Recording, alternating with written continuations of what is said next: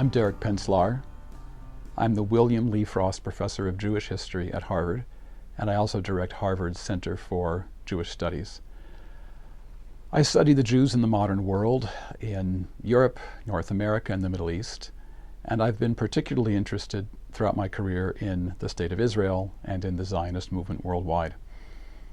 These are controversial subjects, and in the world today, the word Zionism in particular has become quite fraught. And in a book I recently published called Zionism and Emotional State, I examine why it is that Zionism in Israel evokes such powerful reactions, often negative, even before the events of October 7th and their aftermath. The first issue is what we even mean by the word Zionism, because it's a word whose meanings have changed drastically over time. Zionism, as the Israeli author who died several years ago, Amos Oz, as he once said, Zionism is like a last name or a family name, and then there's lots of first names. That is, there are many kinds of Zionism. I suppose that if you wanted to find some underlying element to all forms of Zionism, it would be a belief that Jews have a need and a right to a homeland in what they call Eretz Yisrael. That's the Hebrew term for what today would be called, in English, historic Palestine. And in the Jewish tradition, it's called Eretz Israel, or the land of Israel. Israel being not referring to a place, but referring to a name, Israel being the second name of the biblical patriarch Jacob. So the land of Israel, the land of the Jewish people.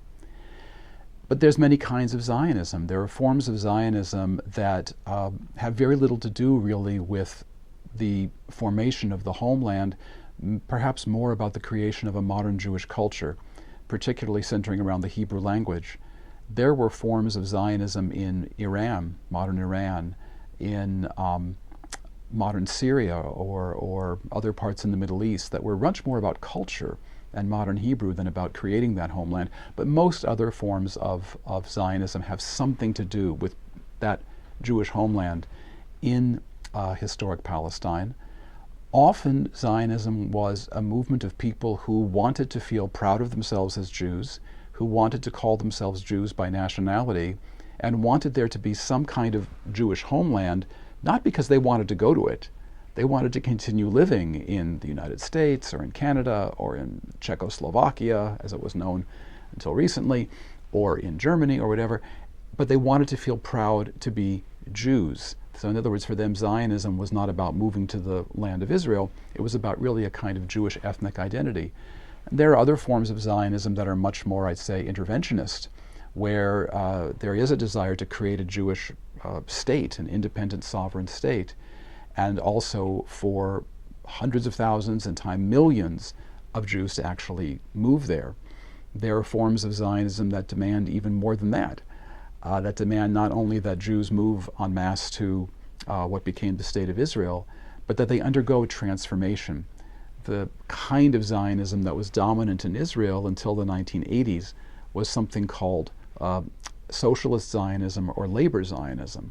And it had a lot to do with the notion that Jews should become productive workers, that they should found agricultural settlements, particularly socialistically oriented collective ones, known as kibbutzim.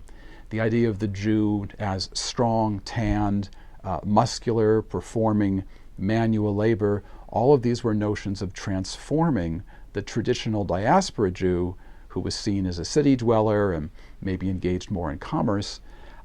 This represented a kind of ideal or dream. One aspect of that transformation involved Jews as fighters, as soldiers, being able to defend themselves. And that remains a very powerful element of Zionism to this day. Last but certainly not least, there are religious forms of Zionism. After all, Zionism comes out of the Jewish tradition of an attachment to the land of Israel and prayer for an eventual return to the land of Israel. Although many Orthodox Jews until recently have felt uncomfortable with Zionism because they would prefer the idea that the return of Jews to the land of Israel should come only in a messianic age, sometime in the future. The fact is that over the course of the 20th and 21st centuries, more and more Orthodox Jews over time have become not just comfortable with Zionism, but actually quite ardent in their support for Zionism. So the word can mean lots of different things. So if Zionism means so many different things, why is it then that the word has become, particularly in the last 20 years or so, identified with a certain kind of very aggressive Jewish nationalism and with oppression of the Palestinian people? Part of this has to do with political changes in the state of Israel and different Israeli governments, particularly in the last 15 years or so. A lot of it has to do with the rising importance or significance and visibility of the Palestinian cause in the international community, really ever since the 1970s, but it's been increasing ever since.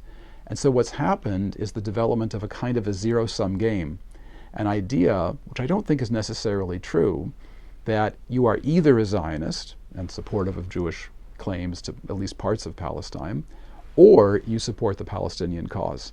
And that's what's developed in recent years, is a very strong sense of opposition. You're either one or the other. And if you support the Palestinian cause, you might call yourself or be called an anti-Zionist.